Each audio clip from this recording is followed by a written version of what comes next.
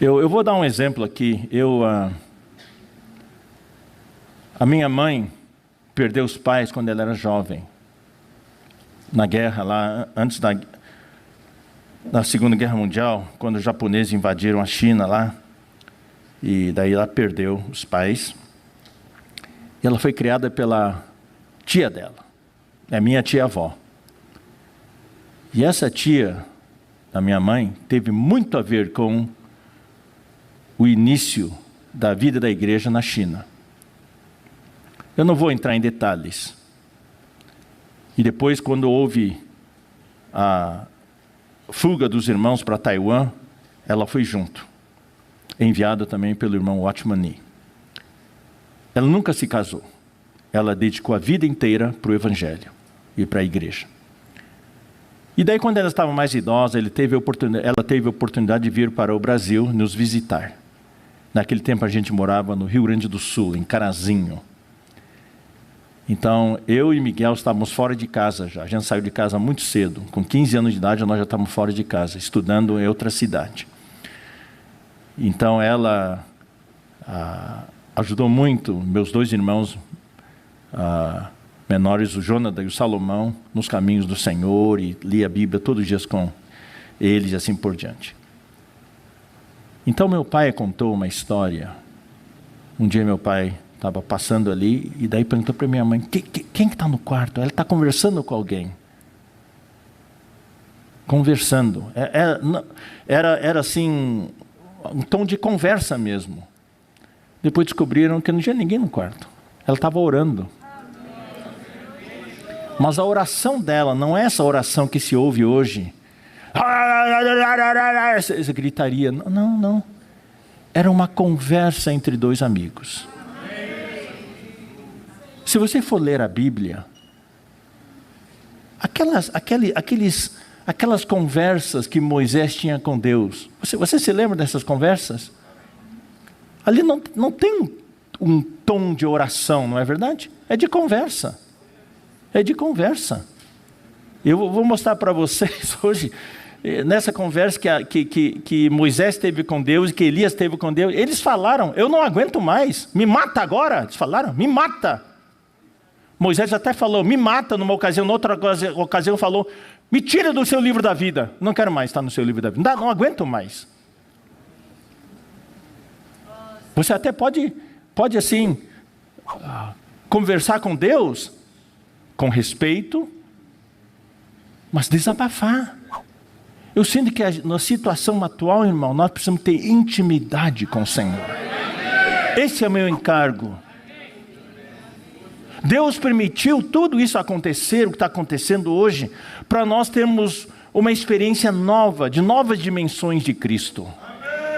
Talvez antes a nossa experiência com Cristo era linear, ou era só algumas dimensões. Hoje, a gente realmente se dá conta que hoje eu tenho fragilidades que eu não sabia que tinha antes. Não é verdade? Eu tenho vulnerabilidades que eu não sabia que tinha antes.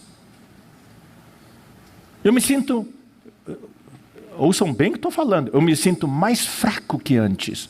Uau, então está ruim. Não, está bom, porque Paulo fala, quando eu sou fraco, então é que sou forte. Porque quando eu me sentia forte, eu me sentia tal, o super irmão, eu não dependia tanto do Senhor. Eu dependia da minha força natural. Mas hoje, no meio de toda a situação atual, vendo o sofrimento dos irmãos, e eu mesmo passando por sofrimentos, eu vejo que não sou super irmão. Eu não sou nada, eu sou apenas um vaso de barro. Ter conflitos, eu tenho conflitos. Ter conflitos não é pecado. Pecado é você não depender do Senhor. É você ser independente do Senhor. Dom Pedro I proclamou, as margens do Ipiranga, ouviram do Ipiranga as margens plácidas. O que ele bradou? Independência ou morte. Eu vou dizer uma coisa. Se nós formos independentes de Deus, não é independência ou morte, é independência é morte. Nós temos que proclamar dependência ou morte. Ou eu dependo de Deus totalmente, ou eu morro. O mundo hoje ensina as pessoas a serem independentes, especialmente na sociedade norte-americana, onde eu morei 10 anos. Os jovens de lá, o anelo deles é completar 18 anos para sair de casa, para serem independentes, alugar um apartamento e fazer o que querem. Ninguém manda na vida deles, cada um é dono do seu nariz. Eu não quero ser dono do meu nariz. Meu nariz é pequeno de qualquer maneira, é achatado. Fui alvo de bullying quando era criança. Eu quero depender do Senhor. Dependência ou morte. Então o Senhor quer que nós experimentemos novas dimensões dele. Então o desabafo é uma oração muito íntima. Eu falo desabafo, mas quando você está feliz, você pode também extravasar a sua felicidade. Mas na situação atual, mas só que quando você está feliz, você não aguenta, você não fala, eu não aguento mais.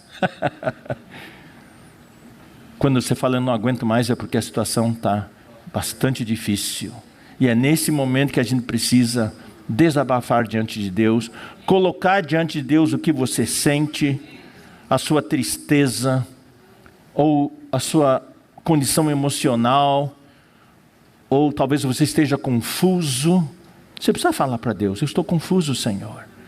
Ou você está experimentando acontecimentos muito desagradáveis, ou você está debaixo de muita pressão, ou alguma coisa incomoda você, ou você se vê num aperto, você não vê que não tem saída, ou a situação, está passando por uma situação pessoal muito dramática, ou talvez haja algumas tragédias, que o Senhor guarde a todos. E às vezes tem sofrimentos e dores insuportáveis, e você não para de chorar. Ou você tem necessidades especiais, humanas ou materiais, financeiras. O que deve motivar o nosso desabafo, essa oração íntima com o Senhor, é a sua intimidade com Deus, a sua proximidade com Deus. E você ter a certeza de que Ele é soberano. Ele tem a sua vontade soberana. E que Deus é grande. E que Ele nunca erra. E que Ele me ama. Nunca duvide do amor de Deus. E nós precisamos crer na providência dEle, no arranjo providencial dEle.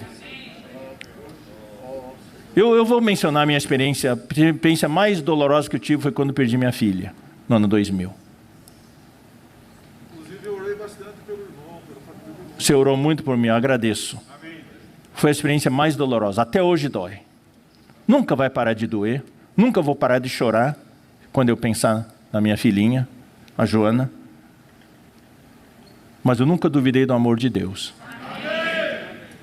Eu não entendo, porque a minha mente é limitada, mas não cabe a mim, o homem infinito, entender a vontade soberana do Deus infinito. Eu estou falando aqui de entender a vontade soberana de Deus. Muitas coisas nós não entendemos. Por que aconteceu isso? Eu falei também várias sextas-feiras atrás que pelo fato de não entendermos, alguns irmãos deixaram de orar, dizendo que não adianta mais orar porque Deus tem a sua vontade soberana, Deus já decidiu tudo, a oração não influencia nada. Não, não é bem assim. A oração pode influenciar. Falamos do plano de Deus macro e do plano de Deus para cada um de nós individualmente. Nós podemos fazer Deus mudar de ideia. Agora, se é algo que é para todo o povo de Deus, talvez Ele não mude de ideia. Eu dei um exemplo para vocês. Quando o povo de Israel, o povo de Judá, foi levado cativo de Jerusalém para a Babilônia, não é todo mundo que estava numa situação negativa, numa situação de ter se afastado de Deus. Por exemplo, Daniel e seus amigos, eles estavam nos caminhos do Senhor, mas quando o povo foi levado cativo, eles foram juntos. Então, aquilo fazia parte do plano macro. Eles ficaram lá fora 70 anos. Então, essa pandemia, nós oramos a oração de guerra uns meses atrás. Então, alguns começaram a duvidar. Então, a oração de guerra não serviu para nada. Serviu. Serviu. Você não teve uma experiência fabulosa de intimidade com Deus, de poder se unir aos irmãos e à igreja, e Deus ouviu a nossa oração. Ele sabe. Agora, por que Deus está levando uns e curando outros? Isso só Deus sabe. Então, eu vou ler esse hino. Esse hino justamente fala sobre isso. Sabe, irmãos, os hinos, nós escolhemos os melhores hinos para compor o nosso hinário. Os hinos são o extravasar dos sentimentos dos autores. Eles tiveram uma experiência pessoal com o Senhor, profunda com o Senhor, e colocaram em forma poética nos hinos. Então aqui na estrofe 1 fala: por que existe provação? Ainda não podemos ver. Mas ante o trono, a razão, enfim havemos de entender. Um dia, quando estivermos diante do trono, nós vamos entender. Confia em Deus nos dias teus. No dia de hoje, vamos confiar em Deus. Não temas, pois te vai suster. Deus vai nos sustentar. O louva até em negro céu, mesmo que o céu esteja preto, negro, vamos louvar. E enfim, no final das contas, um dia nós vamos entender. Um dia o fio se emendará. O fio parece que está partido, mas um dia o fio vai se emendar. Concluído tudo há de ser. Daí, mistérios Deus desvendará. E enfim, havemos de entender. Por que sofremos tanta dor? Por que no meio do prazer nos tem surgido o dissabor? Enfim, havemos de entender. Por que escapa à nossa mão o que mais almejamos ter, o que a gente mais quer, escapa da nossa mão. E as esperanças todas vão, parece que a gente não tem mais esperança. Enfim, havemos de entender. Conduz-nos, infalível mão. A mão dele é infalível. Ele nos conduz. Deus tem a chave. Tudo vê. Um dia vamos ter visão. Vamos falar tudo junto, a última linha? Enfim, havemos de entender. Hoje é difícil na nossa mente limitada entender. Mas um dia nós vamos entender. Louvado seja o Senhor. Então, Deus gosta, irmãos, eu vou falar isso para você. Deus gosta quando você é franco com Ele. Deus não gosta das orações formais, as orações de fachada. Deus quer que você seja sincero. Se você tiver que chorar, chore. E chore copiosamente. Chore com vontade. Se você não aguenta, fala para Deus. Eu não aguento mais. Deus gosta de sinceridade.